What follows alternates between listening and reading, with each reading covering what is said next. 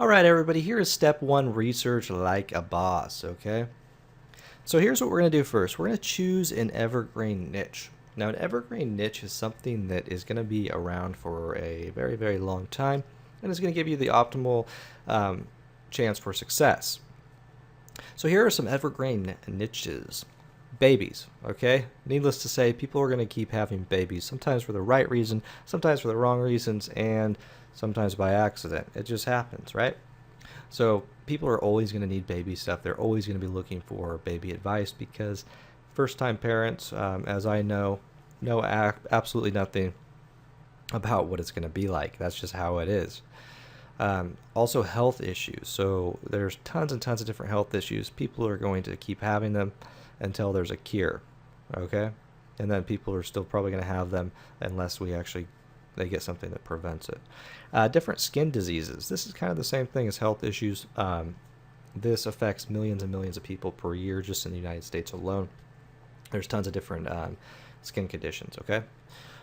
So also fitness. People are always looking to lose weight, get in shape. So fitness is a good evergreen niche as well.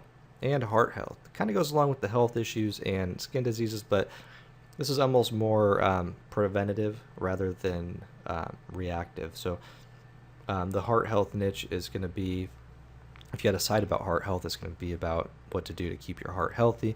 It's going to be what to do, maybe even what to eat to keep your heart healthy, okay? So think of this as the proactive approach to having a very healthy heart. Okay? And let's move along here. So I want you to ask yourself these questions when you're thinking of a niche. Is this an evergreen niche, or is it a niche that can make me a lot of money? Because if it is a niche that can make you a lot of money and it's not an evergreen niche, then I say still go for it. Now, this could be something that's seasonal. It could be something that's only going to be around for a year.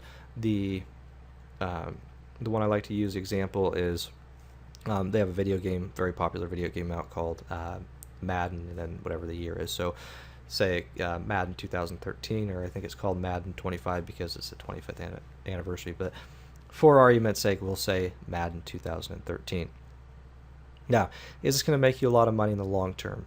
Probably not, because it's going to be pretty popular from, say, September of 2013 when football starts to February of 2014 when the Super Bowl is over. Other than that, it's probably not going to be.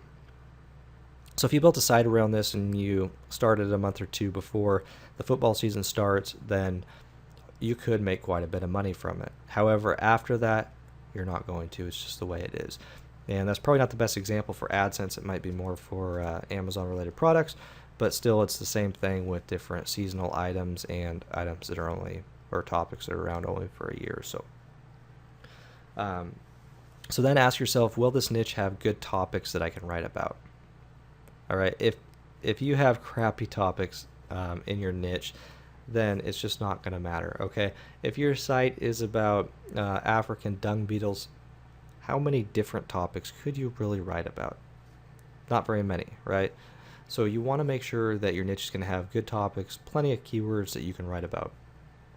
Next question, is it viable to build a website around this niche?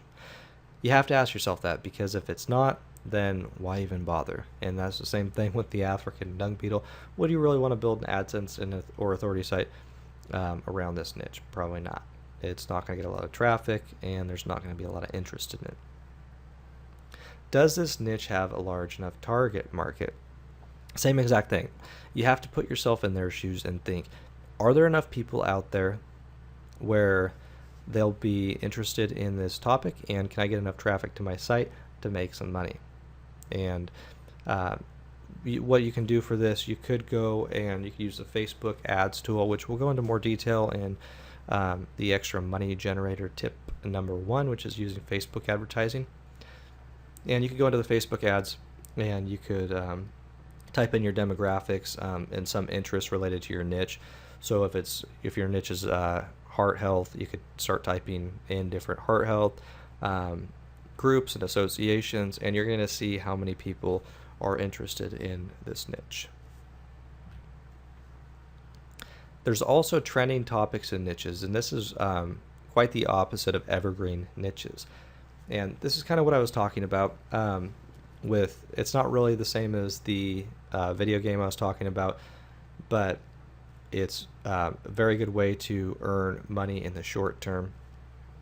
And you could even go and actually sell your website after it starts earning a little bit of money if you have a feeling that the niche is going to die out. Okay, so trending topics and niches are popular on the internet or media right now. So some examples of that are gun rights. Okay, this is huge.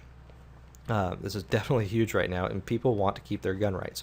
Now, there's tons of shootings around the United States. People think that, or let's say lawmakers just want to really change something. I don't know if they truly believe this or not, and we won't get too deep into that or my feelings about that, but they want something to change. So they're trying to change the gun rights. Now, the people, on the other hand, do not want gun rights to change. So that's definitely very popular on the internet and in the media right now. Medical marijuana is another one, and this is basically legalizing marijuana, and in this case it's just using it for medicinal purposes, but it also legalizing marijuana is a huge one.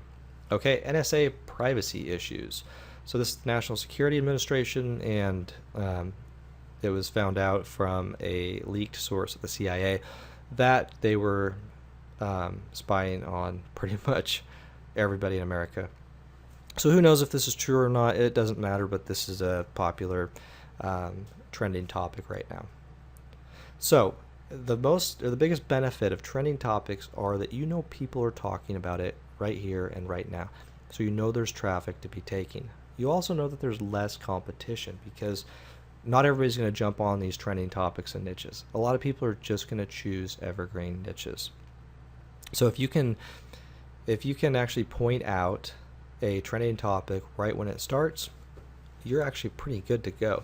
So you can start doing all your research for it, and you can have sites up when it hits its peak and people are talking about the topic most. They're going to be coming to your authority site to learn about it. They're going to be clicking on your AdSense ads, and you're going to be making a lot of money.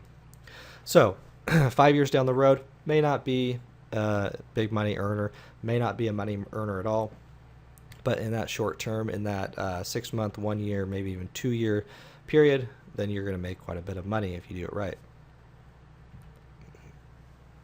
All right, let's go into everybody's favorite part. I'm being a little bit facetious with that. Keyword research. Okay, some people think that this is extremely difficult, and it's really not. Okay, as long as you can take a look at all the criteria that I'm going to give you, and you can do the research, then you are good to go. Your site is going to have that much better of a chance of being successful. As I mentioned before, nothing matters if you don't do good keyword research. You remember my example in the introduction? Think of it like the foundation of your house. If it's built crappy, the whole house is going to come tumbling down. So it is really the foundation of your site. If you have good content, if you have good optimization, good backlinking, it's going to be difficult if your keyword is not good, or your keywords for that matter. Okay, so the free method of keyword research is using the Google AdWords keyword tool. Now, this tool is actually leaving soon. Google's getting rid of it and discontinuing it for some reason. I'm not exactly sure why they're doing this, but they are. And Google can do what they want, and nobody will ever say a word about it. After that, we have the keyword planner, which I believe this tool is staying. It kind of replaces the AdWords keyword tool, and it's pretty dang similar. We'll go over both of these right now. And let's see, I have quite a bit of stuff open here, apparently. So we'll go. There we go. Okay, so this is the keyword planner. I actually want to go to the keyword tool. So we'll go to Google, type in keyword tool.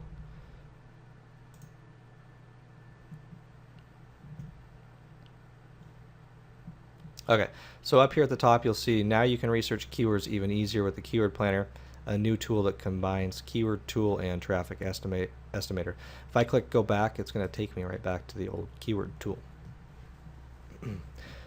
Okay, so what we're going to do is we're going to unclick broad over here on the match types, click exact, Only show ideas that are closely related to my search terms.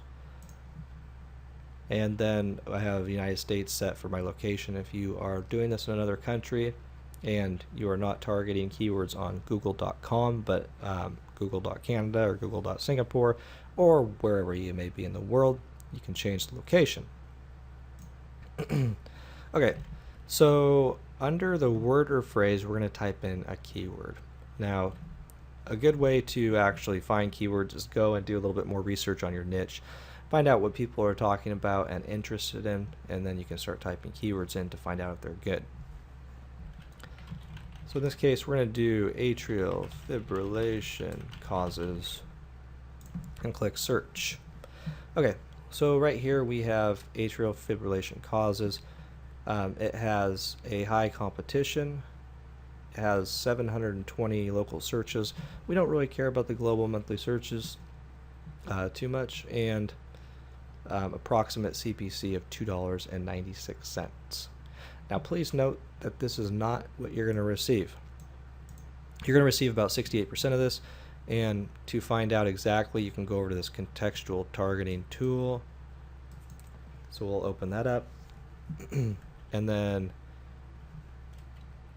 this will be unavailable at the end of July, as it says, but it's still here.